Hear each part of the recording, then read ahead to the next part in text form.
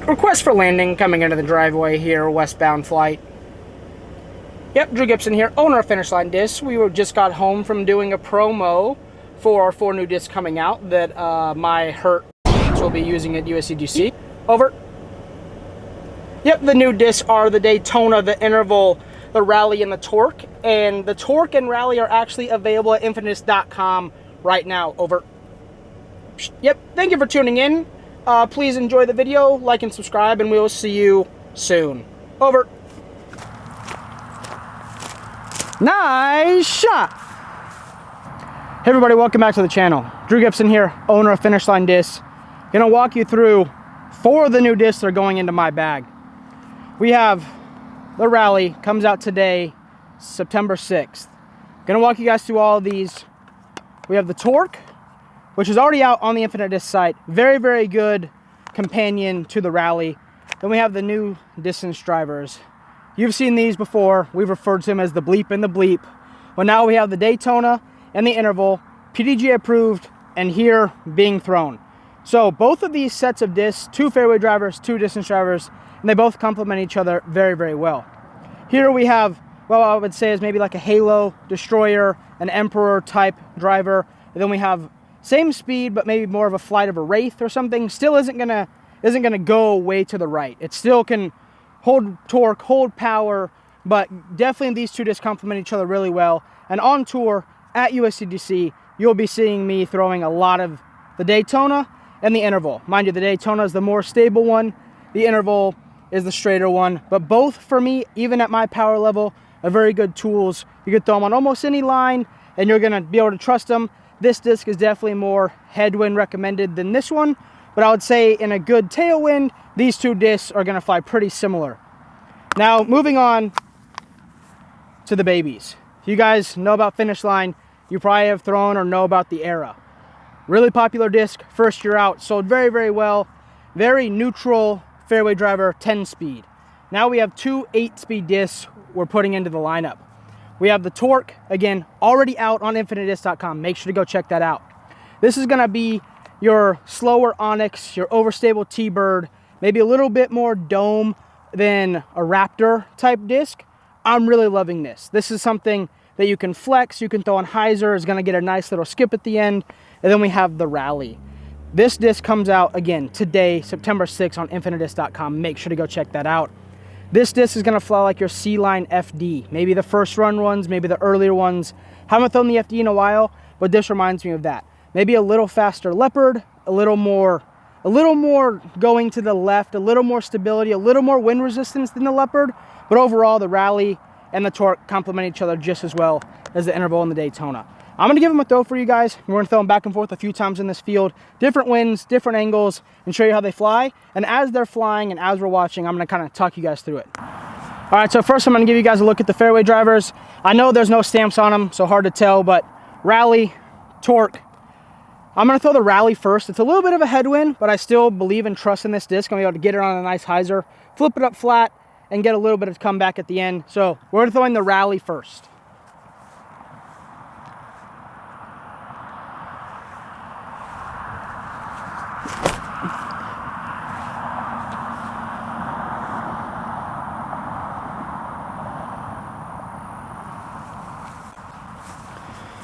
So as you can see there, beautiful flip up, beautiful turn, and a nice comeback even into, I don't know, I don't want to call it a strong headwind, but I mean, you can see it's blowing the grass back. That's really what we wanted when we designed this disc, and we designed all of our discs, is we want something that I could use, you know, higher level amateurs can use, and lower level players can also use, who are just getting into the game. We're trying to make discs that are for everybody, and that disc falls right into that category. I would say it's like a Supra or a Buzz, but in fairway driver version, or your nice season Era, but a little bit slower. So now we're gonna go into the Torque, which again, when we designed these discs, one of my main thoughts was to try to design discs that complement each other in our lineup. That way it's easy to have a bag full of our discs and you're not thinking, oh, these overlap or oh, whatever. Like I want all of our discs to slowly complement each other as we go. And of course, as we make more and more discs, we're going to end up with more overlap. But as of now, I'm trying to make it where you can buy our 2 fairway drivers and you can have a left one, a straight one, a right one, and you could play with our discs and fill your bag. So here again, we have the torque, torque, torque, the handle's torque, and overall, this is just a disc that you could trust, again, in the headwind, be able to turn it over a little bit and have it come back.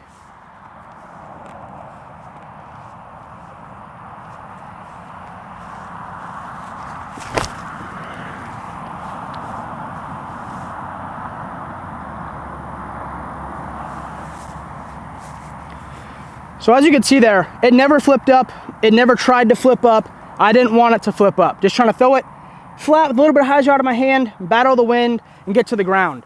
This grass is very, very thick, so you're not seeing much of a skip, but if we were playing on hard pan dirt or any type of like desert style course, it's gonna get a nice skip for you. Now we're gonna move on to the distance drivers. As soon as we know, now that I'm back to throwing again with my arm, I'll be happy to keep you guys updated, more and more videos as we go. So again, let's walk you guys through these discs. Here we have the bleep and the bleep. No, I'm just kidding. We have the Daytona and the interval. Again, the same concept. The Daytona and the torque are very similar in the sense of going to be an overstable, reliable driver, and the interval and the rally are going to be much more user-friendly, and even for myself, going to go much further, have a lot more glide and a lot more reliability. So here we go. I'm going to throw the most stable one first. I'm going to try to get this one turned over so you can see how it fights out.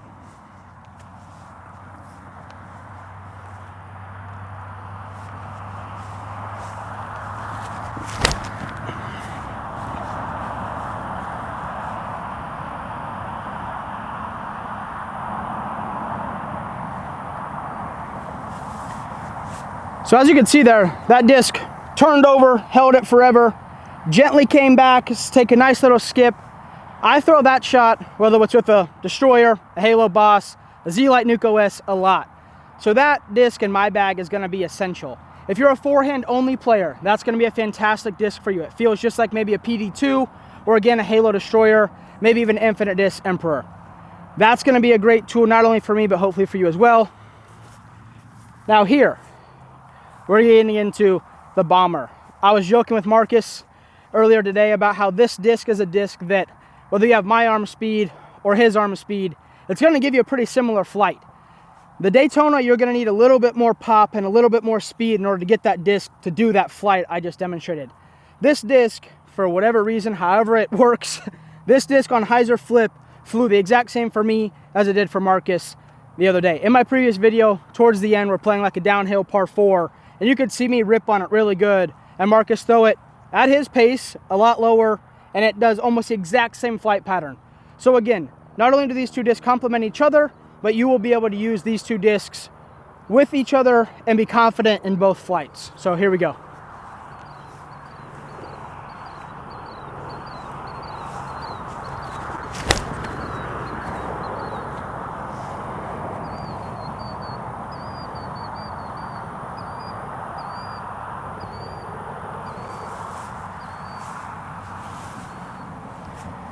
So again, as you can see, that was released with a lot of hyzer into a little bit of headwind, so I probably threw it with a little bit too much hyzer, to be honest with you, because I didn't want it to just flip over. So I threw it on a lot of hyzer. That thing flipped up, turned right, but still had a good finish at the end. What that tells me is if you're a slower arm speed player, you're going to be able to throw that disc, fan grip, power grip, whatever grip you prefer, and trust it to turn it over out of your hand. And then you're going to allow it to be able to flex down the fairway and get a really good amount of distance. What I think, the players I think about when I think of that shot is someone like Kale LaVisca. He always throws it pretty far, pretty close to where the far throwers do, but he's not really considered a far thrower, but he knows how to use the angles of the disc. What that interval is gonna do is allow you to use the angles of the disc and use the disc to actually gain distance by using it in the proper way. And again, the Daytona isn't really that disc, maybe not even for me. I'm not gonna be able to feather it down a 200-foot hole because it's gonna be really hard. Now that interval, I can tone way down, throw it at 50% and still control the disc the entire flight.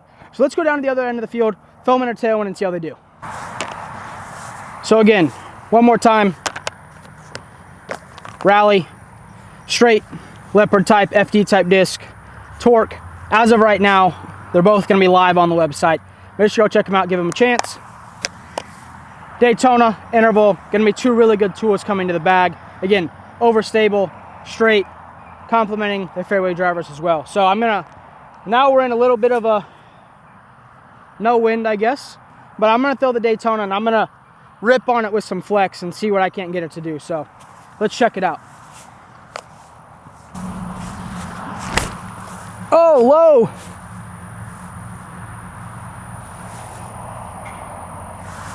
Honestly, for being a misrelease, you guys have watched my videos and my reviews before. I'll leave those in there because I'm not going to throw it perfect every time.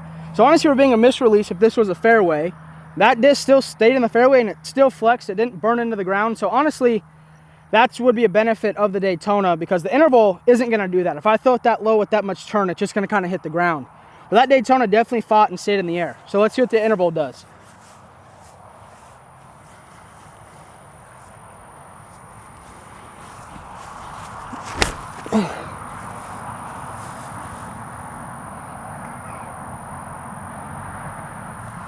All right, so I'm pretty out of practice, you could say. I guess that would be the easiest way to chalk that up. Definitely flipped over. I guess now we're kind of into like a crosswind here, but flipped over, didn't throw it good, throwing out of ankle-high grass. No excuses though, but still, that disc is something that I'm not going to ever really be using for a flex shot like that for my game. But the one benefit of it doing that and it being on video is, one, I'm not going to lie to you guys and say it didn't do that, and two, that shows me that in the right situation, that disc will turn and hold its turn. And it was starting to flatten out as it was hitting the bushes, but you're going to miss, I'm going to shank, that's the way it goes. Rally.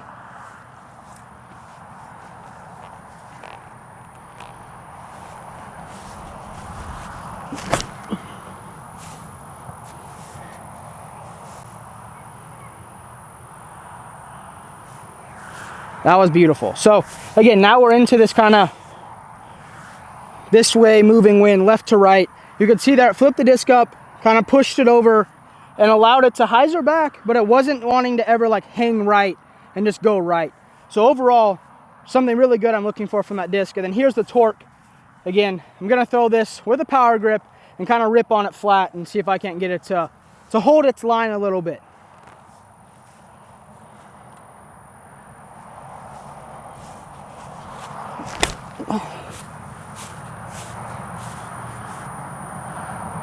That's a rocket. So right there, that's as good as it's gonna get. I threw that into this left to right crosswind, pretty flat, maybe a little bit of hyzer, and that disc never, ever, ever considered going right. That's made a great disc for hole 6 at Usdgc, the island, the little sand hole. That disc went dead straight at the truck, never went right, and finished probably only about 20 feet left of the truck on the dead straight line. So overall, very good discs. You're going to enjoy them.